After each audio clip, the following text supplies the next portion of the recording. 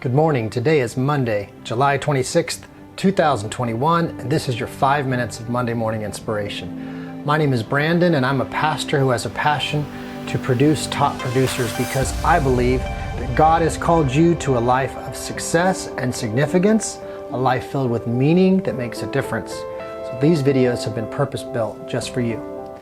So I'd like to talk to you now about one of my favorite subjects. It's something I haven't explored or touched on in these 5-minute videos, but over the course of the next couple of months and years to come, this is something that I'll talk about often. And it's on the life-amplifying power of setting goals. So among all the life forms on Earth, human beings are very special in this regard.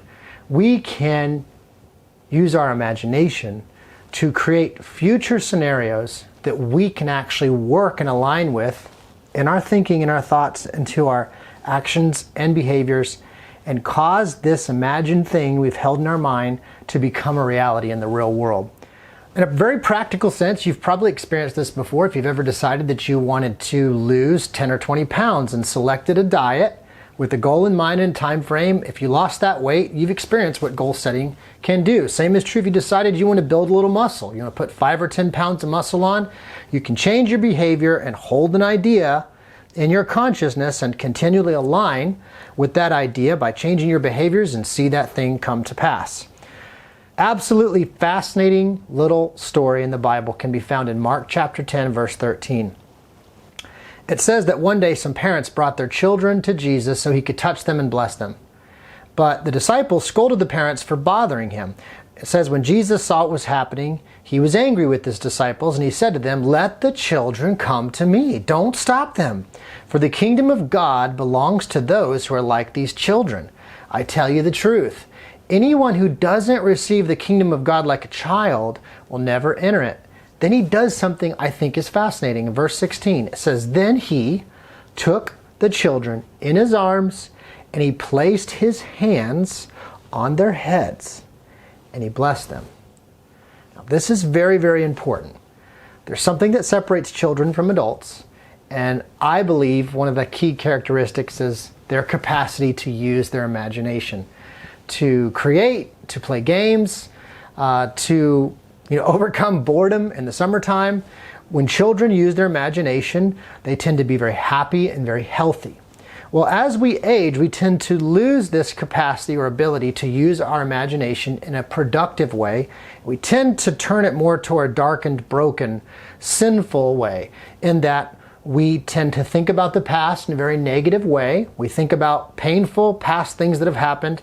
We reimagine them in the present as if they're happening, and we deal with all of the toxic emotions that come with them.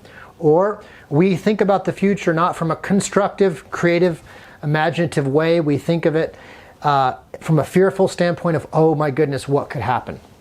This is not the way God intended for us to use our imaginations, not children and not adults. What I want you to consider today is that one of the major differences between top producing people, believers and non-believers alike, is that they spend a disproportionate amount of time thinking about what they want to know and have and experience in the future. They don't spend their time sitting around thinking about what they don't want. They think about what they do want. And they think about the positive emotions that will accompany that future reality. Goal setting is actually an exercise in engaging faith. People say, oh, I want my faith to grow. I want to be a person of faith. I want to be solid.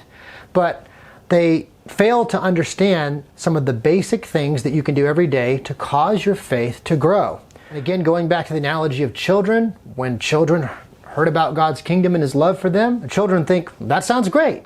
Sounds great to me. And a lot of times it's not to oversimplify things, but in our lives we make it overly complicated. We spend all of our free time, even our work time, thinking about what we don't want. We're always in prevention mode, self-preservation mode, rather than what could be, what might happen, what could we believe for and work towards that would make the future better.